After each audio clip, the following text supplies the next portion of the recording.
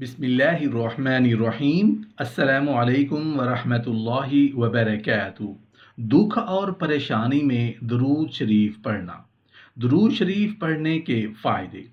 جب آدمی کو کوئی دکھ اور پریشانی ہو یا کوئی بیماری ہو یا کوئی ضرورت اور حاجت ہو تو اللہ تعالیٰ سے دعا کرنی چاہیے کہ یا اللہ میری اس حاجت کو پورا فرما دیجئے، میری اس پریشانی اور بیماری کو دور فرما دیجئے۔ لیکن ایک طریقہ ایسا بتاتا ہوں کہ اس کی برکت سے اللہ تعالیٰ اس کی حاجت کو ضرور ہی پورا فرما دیں گے۔ وہ یہ ہے کہ کوئی پریشانی ہو اس وقت درود شریف کثرت سے پڑھیں۔ اس درود شریف کی برکت سے اللہ تعالیٰ اس پریشانی کو دور فرما دیں گے۔ دلیل اس کی یہ ہے کہ سیرت طیبہ میں یہ بات لکھی ہوئی ہے کہ جب کوئی شخص حضور اقدس صلی اللہ علیہ وآلہ وسلم کی خدمت میں کوئی ہدیہ لاتا تو آپ اس بات کی کوشش فرماتے کہ اس کے جواب میں اسے بہتر تحفہ اس کی خدمت میں پیش کروں تاکہ اس کی مکافات ہو جائے۔ ساری زندگی آپ نے اس پر عمل فرمایا۔ یہ درود شریف بھی حضور اقدس صلی اللہ علیہ وآلہ وسلم کی خدمت میں ہدیہ ہے، اور چونکہ ساری زندگی میں آپ کا یہ معمول تھا کہ جواب میں اس سے بڑھ کر ہدیہ دیتے تھے، تو آپ جب ملائکہ درود شریف کی آپ کی خدمت میں پہنچائیں گے کہ آپ کے فلاں امتی نے آپ کی خدمت میں درود شریف کا یہ تحفہ بھیجا ہے، تو غالب گمان ہے یہ ہے کہ حضور اقدس صلی اللہ علیہ وآلہ وسلم اس ہدیہ کا بھی جواب دیں گے۔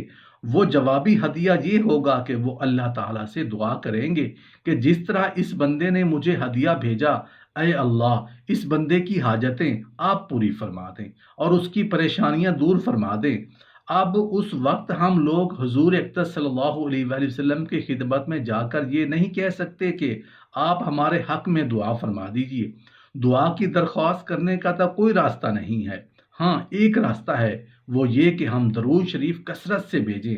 جواب میں حضور اقدس صلی اللہ علیہ وآلہ وسلم ہمارے حق میں دعا فرمائیں گے۔ لہٰذا درود شریف پڑھنے کا یہ عظیم فائدہ ہمیں حاصل کرنا چاہیے۔ اسی وجہ سے بہت سے بزرگوں سے منقول ہے کہ وہ بیماری اور دکھ کی حالت میں درود شریف کی کثرت کیا کرتے تھے۔ اس لیے دن بھر میں کم از کم 100 مرتبہ درود شریف پڑھ لیا کریں۔ اگر پورا درود ابراہیمی پڑھنے کی توفیق ہو جائے تو بہت اچھا ہے، ورنہ مختصر درود پڑھ لیں۔ اللہم صلی علی محمد الامی وعلی آلہ واصحابہ وبارک وسلم، اور مختصر کرنا چاہیں تو یہ پڑھ لیں اللہم صلی علی محمد وسلم، یا صلی اللہ علیہ وآلہ وسلم پڑھ لیں، لیکن 100 مرتبہ ضرور پڑھ لیں۔ اس کی برکت سے اجر و ثواب کے ذخیرے بھی جمع ہو جائیں گے، اور انشاءاللہ تعالی اللہ کی رحمت سے دنیاوی حاجتیں بھی پوری ہوں گی۔ ایک بات اور سمجھ لیں، یہ درود شریف پڑھنا ایک عبادت ہے اور ایک دعا بھی ہے جو اللہ تعالیٰ کے حکم پر کی جا رہی ہے۔ اس لیے درود شریف کے لیے وہی الفاظ اختیار کرنے چاہیے جو اللہ نے اور اس کے رسول صلی اللہ علیہ وآلہ وسلم نے بتائے ہیں، اور علماء کرام اس پر کتابیں لکھی ہیں کہ حضور اقدس صلی اللہ علیہ وآلہ وسلم سے کون کون سے درود شریف ثابت اور منقول ہیں۔ مثلا حافظ سخاوی رحمۃ اللہ علیہ نے ایک کتاب عربی میں لکھی ہے القول البدیع فی الصلاۃ الحبیب الشفیع، جس میں تمام درود شریف جمع کر دیے ہیں۔ اسی طرح حضرت تھانوی رحمۃ اللہ علیہ نے ایک رسالہ لکھا ہے جس کا نام زاد السعید، جس میں حضرت تھانوی رحمۃ اللہ علیہ نے درود شریف کے وہ تمام الفاظ اور صیغے جمع کر دیے جو نبی کریم صلی اللہ علیہ وآلہ وسلم سے ثابت ہیں، اور ان کی فضیلتیں بیان فرمائیں۔ تمام علماء امت کا اس بات پر اتفاق ہے کہ ہر شخص کے ذمہ زندگی میں کم از کم ایک مرتبہ درود شریف پڑھنا فرض عین ہے، اور بالکل اسی طرح فرض ہے جیسے نماز، روزہ، زکوٰۃ اور حج فرض ہے۔ اس کی فرضیت کی دلیل قرآن کی یہ آیت ہے ان اللہ وملائکتہ یصلون علی النبی یا ایھا الذین آمنوا صلوا علیہ وسلموا تسلیما، اور اس کے علاوہ جب کبھی ایک ہی مجلس میں نبی کریم صلی اللہ علیہ وسلم کا اسم گرامی بار بار آئے، چاہے پڑھنے میں یا سننے میں آئے، تو اس وقت بھی ایک مرتبہ درود شریف پڑھنا واجب ہے۔ اگر نہیں پڑھے گا تو گنہگار ہوگا۔ بعض اوقات میں درود شریف پڑھنا مستحب ہے، مثلا وضو کرنے کے دوران ایک مرتبہ درود شریف پڑھنا مستحب ہے، اور بار بار پڑھتے رہنا اور زیادہ فضیلت کا سبب ہے۔ اس لیے ایک مسلمان کو چاہیے کہ جب تک وضو میں مشغول رہے درود شریف پڑھتا رہے۔ علماء کرام نے اس کو مستحب قرار دیا ہے۔ جب ہاتھ پاؤں سن ہو جائیں، اسی طرح حدیث شریف میں ہے کہ اگر تم میں سے کسی شخص کا ہاتھ پاؤں سن ہو جائے، یعنی ہاتھ یا پاؤں سو جائے اور اس کی وجہ سے اس کے اندر احساس ختم ہو جائے اور وہ شل ہو جائے، اس وقت وہ شخص میں درود شریف بھیجے، اللہم صلی علی محمد وعلی آل محمد کما صلیت علی ابراہیم وعلی آل ابراہیم انک حمید مجید۔ نبی کریم صلی اللہ علیہ وآلہ وسلم نے اس موقع پر درود شریف پڑھنے کی تلقین فرمائی، تو اس سے یہ ظاہر ہوتا ہے کہ درود شریف پڑھنا اس بیماری کا علاج بھی ہے، اور اللہ تعالیٰ کی رحمت سے امید یہ ہے کہ درود شریف پڑھنے سے سن ہو جانے کا اثر ختم ہو جائے گا۔ میں کہتا ہوں کہ یہ اس بیماری کا علاج ہو یا نہ ہو، لیکن ایک مومن کو حضور اقدس صلی اللہ علیہ وآلہ وسلم پر درود بھیجنے اور درود شریف کی فضیلت حاصل کرنے کا ایک موقع ملا ہے، لہٰذا اس موقع کو غنیمت سمجھ کر ایک مسلمان کو اس وقت درود شریف پڑھنا چاہیے۔ اسی طرح مسجد میں داخل ہوتے وقت اور مسجد سے نکلتے وقت بھی درود شریف پڑھنا مستحب ہے۔ چنانچہ مسجد میں داخل ہونے کی مسنون دعا یہ ہے، اللہم انی اسألک من فضلک ورحمتک۔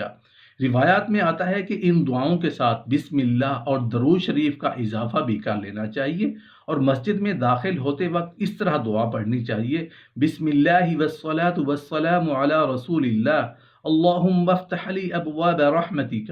اور مسجد سے نکلتے وقت اس طرح دعا پڑھنی چاہیے، بسم اللہ والصلاة والسلام علی رسول اللہ، اللہم انی اسألک من فضلک ورحمتک۔ لہٰذا ان دونوں مواقع پر درود شریف پڑھنا مستحب ہے۔ ان دعاؤں کی حکمت کیا ہے؟ اللہ تعالیٰ نے مسجد میں داخل ہوتے وقت اور مسجد سے نکلتے وقت یہ دو عجیب دعائیں تلقین فرمائی ہیں۔ فرمایا کہ داخل ہوتے وقت یہ دعا کرو کہ اے اللہ میرے لیے اپنی رحمت کے دروازے کھول دے، اور مسجد سے نکلتے وقت یہ دعا کرو کہ اے اللہ میں آپ سے آپ کا فضل مانگتا ہوں۔ گویا کہ مسجد میں داخل ہوتے وقت رحمت کی دعا مانگی اور مسجد سے نکلتے وقت فضل کی دعا مانگی۔ علماء نے ان دونوں دعاؤں کی حکمت یہ بیان فرمائی ہے کہ قرآن کریم میں اور احادیث مبارکہ میں عام طور پر رحمت کا اطلاق آخرت کی نعمتوں پر ہوتا ہے، چنانچہ جب کسی کا انتقال ہو جاتا ہے تو اس کے لیے رحمہ اللہ یا رحمت اللہ علیہ کے الفاظ سے دعا کی جاتی ہے، یعنی اللہ تعالیٰ اس پر رحم فرمائے، اور فضل کا اطلاق عام طور پر دنیاوی نعمتوں پر ہوتا ہے، مثلا مال و دولت، بیوی بچی، گھر بار، روزی کمانے کے اسباب وغیرہ کو فضل کہا جاتا ہے۔ لہٰذا مسجد میں داخل ہوتے وقت یہ دعا کرو کہ اے اللہ میرے لیے رحمت کے دروازے کھول دیجئے، یعنی آخرت کی نعمتوں کے دروازے کھول دیجئے، اور مسجد میں داخل ہونے کے بعد مجھے ایسی عبادت کرنے کی توفیق عطا فرمائیے اور اس طرح آپ کا ذکر کرنے کی توفیق عطا فرمائے جس کے ذریعے آپ کی رحمت کے یعنی آخرت کی نعمتوں کے دروازے مجھ پر کھل جائیں گے اور آخرت کی نعمتیں مجھے حاصل ہو جائیں گی۔ اور چونکہ مسجد سے نکلنے کے بعد یا تو آدمی اپنے گھر جائے گا یا ملازمت کے لیے دفتر میں جائے گا یا اپنی دکان پر جائے گا اور کسب معاش کرے گا، اس لیے اس موقع پر یہ دعا تلقین فرمائی کہ اے اللہ مجھ پر اپنے فضل کے دروازے کھول دیجئے، یعنی دنیاوی نعمتوں کے دروازے کھول دیجئے۔ آپ غور کریں کہ اگر انسان کی صرف یہ دو دعائیں قبول ہو جائیں تو پھر انسان کو اور کیا چاہیے؟ اس لیے کہ دنیا میں اللہ کا فضل مل گیا اور آخرت میں اللہ کی رحمت حاصل ہو گئی۔ اللہ تعالی ہم سب کو حق میں ان دونوں کی دعاؤں کو قبول فرمائے، آمین۔